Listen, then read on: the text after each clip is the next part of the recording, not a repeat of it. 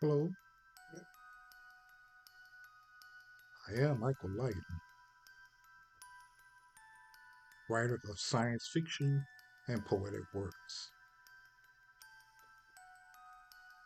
I am reading a chapter for one of my works so that you can hear how the writing flows and see if you have interest.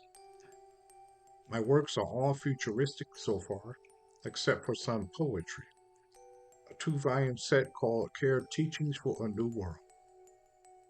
This reading will consist of Mars versus Mars, the prologue of the Earth year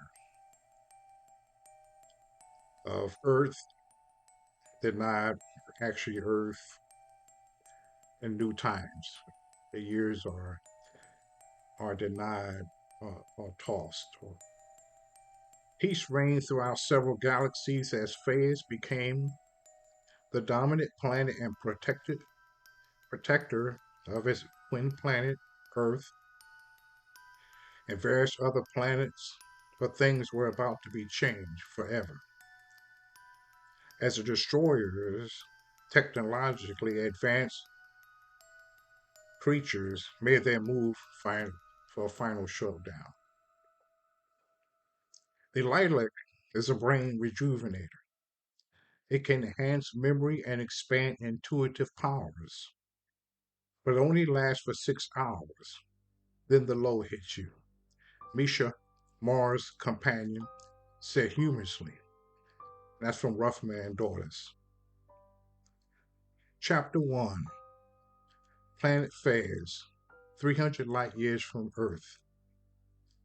Devastated by war, Phases on the brink of annihilation was introduced to the Harmonic aliens.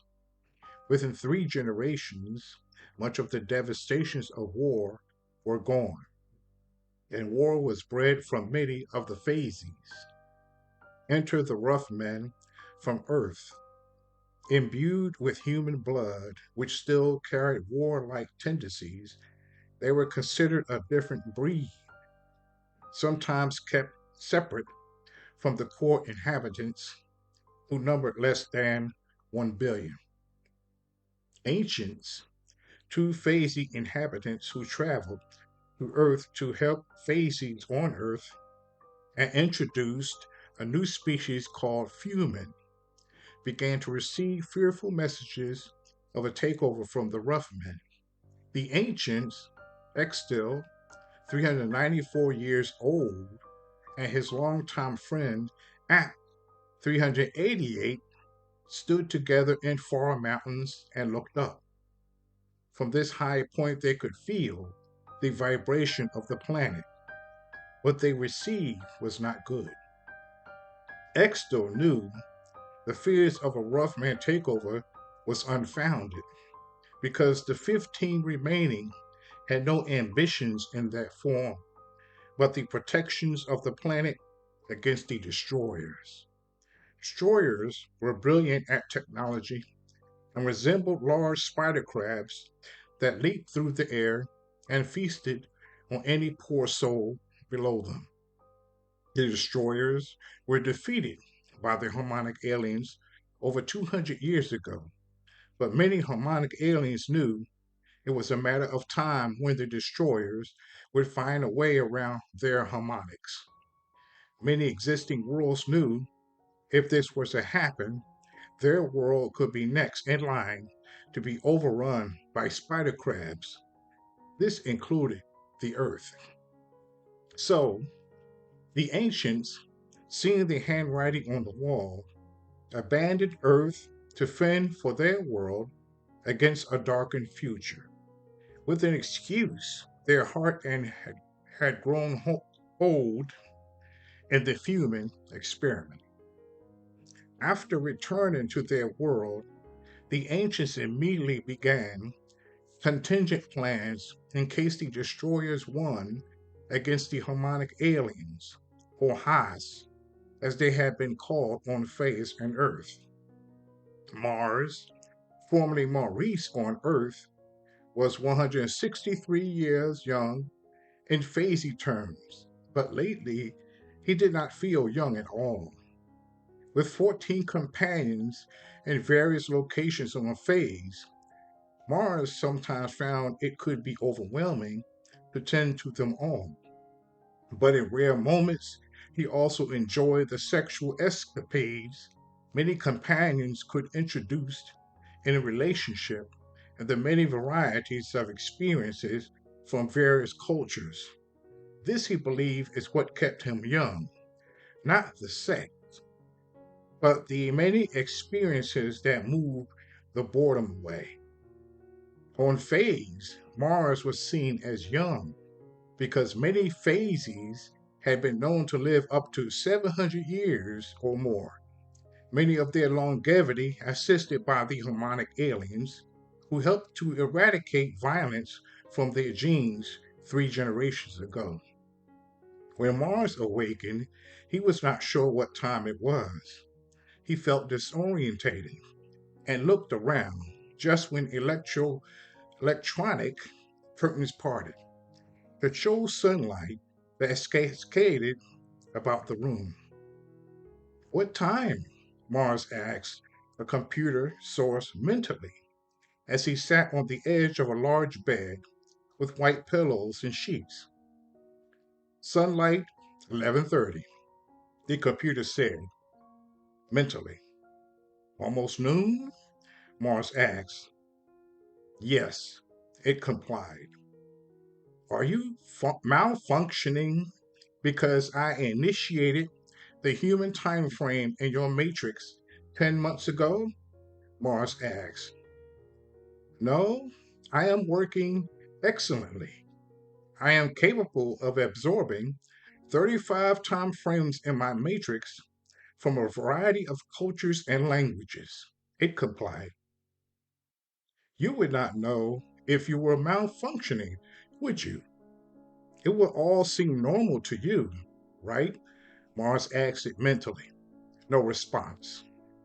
I thought so, because I rarely sleep past 9 sunlight. Mars sighed and rubbed his face with thick, dark hands. I looked about him in the place of blue furniture and white walls. His eyes were pure white with perfect vision. With white hair and eyebrows of the same, he appeared older than he felt. Prepare my shower for me, please. Warm, not steaming hot like you had been doing, Mars thought. Warm shower prepared, it thought mentally. A shower began to run in the bathroom filled with gold painted walls. Mars stood, naked and slowly stretched. He half staggered to the area, but remembered breakfast. Raisin bread with orange juice, Mars thought. The computer adjusted digital sounds as orange juice moved invisibly in a white cup and raisin bread shifted from a side door. Hot. For ice creams, phase events, and Earth timeline, Mars thought. Mars heard the computer adjust its frequencies with short beeps, and timeline machine is inoperable, the computer thought. What? Mars asked. Jude, formerly junior on Earth, was 162 years young and did not feel old at all. He had 18 companions and pushed to achieve 25 before he was 200 years of age. Phase law said each companion had to accept the other, and his last companion, Nebt, who was the youngest of all his companions at 36, would not have him achieve 25 companions. I am the last one you will ever have, she threw thoughts his way to discourage. Jew, disgruntled, unhappy, engaged in rough sex, so that her face was down, almost in a smother, as he pounded her from the rear.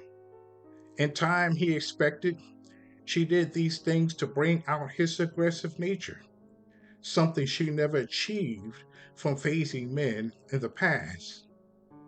As they lay naked in the sun's light in a room of green curtains, brown furniture, and blue fluffy carpet, she began to stare at him with black eyes. What? He asked mentally. You tell me. Use your mental powers, Nib thought. Cannot read you. Enclosed, he thought, frustrated. That is the way it should be, she thought with a wry smile.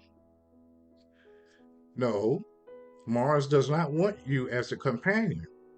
He has 14 of his own, he thought, triumphant. I thought you could not read me, she said, defeated. It is obvious that has been on your mind of late, he thought. She sighed and turned over so that her small breasts pointed upward as her pink skin blended into the beige sheets. You want him as a companion, Ju thought. She suddenly stared at him, concerned for jealousy. I am not jealous, Neeb. It is Phasey law that we share our companions only if all parties agree to the arrangement. I can tell you when everything connected to the human calls.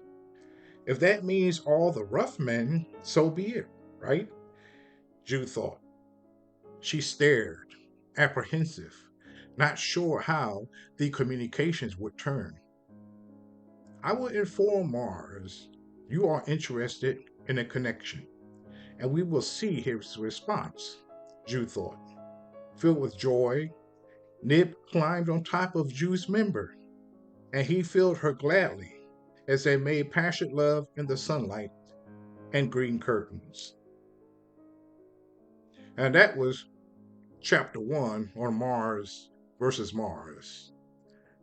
Uh, I have also in the works The Forgotten Case of Rain. It's a thriller, also a mystery. And I have a practical guide to living called Communication Love. So I'm working on all that for now.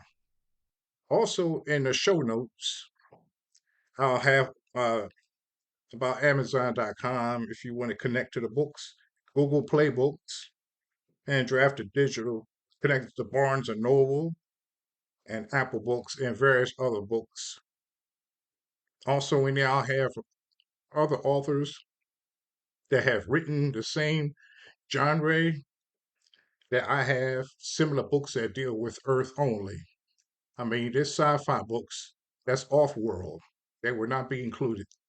I want something similar that's deal with this planet Earth because I believe we are in a tipping point. And if some sci-fi can give us some good ideas that we can present now to get us over this tipping point where we survive, then so be it. So some writers might have better ideas or other different ideas than I have in my sci-fi books. So I'm going to include them, maybe two or three in the show notes. You can connect to them if you want that way. So this is Michael Lighten, and I will connect with you in the next audio.